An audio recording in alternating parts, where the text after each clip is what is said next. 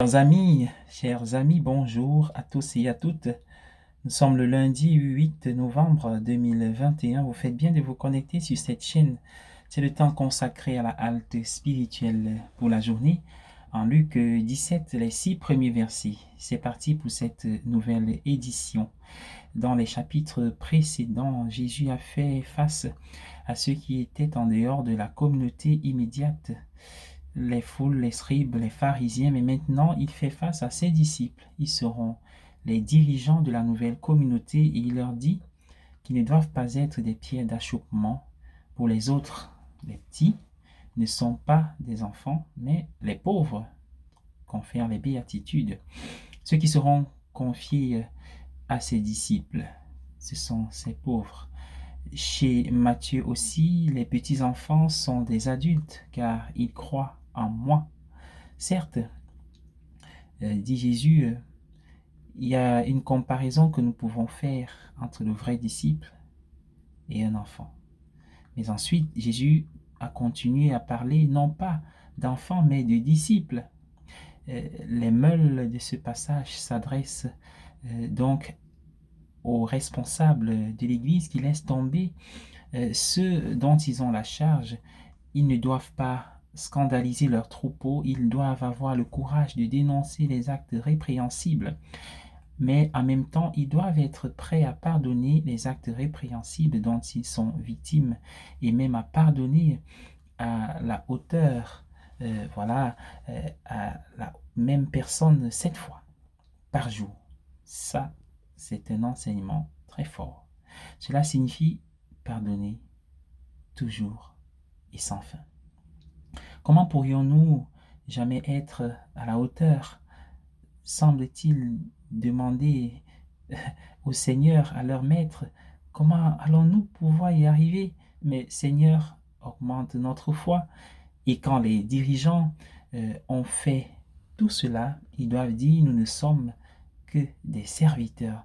Nous n'avons fait que notre devoir. Il n'est pas étonnant que saint Thomas à Kempis, qui a vécu vers le 14e, 15e siècle, ait écrit « Il est beaucoup plus sûr d'être dans une position subordonnée que dans l'autorité ».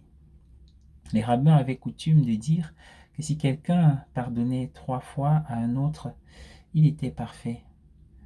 Pas 3 fois, dit le texte actuel, mais 7 fois. Non pas 7 fois, dit un autre texte, mais 77 fois. 70 fois 7 fois. Ou comme le disent certaines traductions, 70 fois 7 fois tout simplement. La signification de tous ces 7 n'est pas mathématique. Dans le langage scripturaire, 7 signifie la plénitude, la complétude. Ainsi, pardonner 70 fois 7 fois ne signifie pas pardonner 490 fois, mais pardonner sans limite. C'est parce que notre Père céleste ne connaît aucune limite pour nous pardonner. Dans le Notre Père, nous prions pour le pardon comme nous pardonnons à ceux qui nous ont offensés. Et en effet, bien-aimés du Seigneur, dire comme nous pardonnons à ceux qui nous ont offensés, ce sont 2 éléments qui vont ensemble. La raison pour laquelle nous pardonnons est que nous avons été pardonnés. Comme je pardonne parce que j'ai été pardonné. Celui qui ne peut pas pardonner aux autres, a écrit un auteur, George Herbert, il brise le pont sur lequel il doit lui-même passer, car tout le monde a besoin d'être pardonné finalement. Et c'est difficile, c'est douloureux. Nous avons besoin d'encore plus de foi, comme dit Jésus dans l'Évangile, et du don du Saint-Esprit pour pardonner. Seigneur, nous croyons en toi, viens au secours de notre foi. C'est finalement la foi qui nous donne la force de pardonner, puisqu'elle nous permet de regarder au-delà de ce qui arrive, au-delà de la souffrance, au-delà du pardon et du choc. Pardonne mon frère, pardonne ma sœur.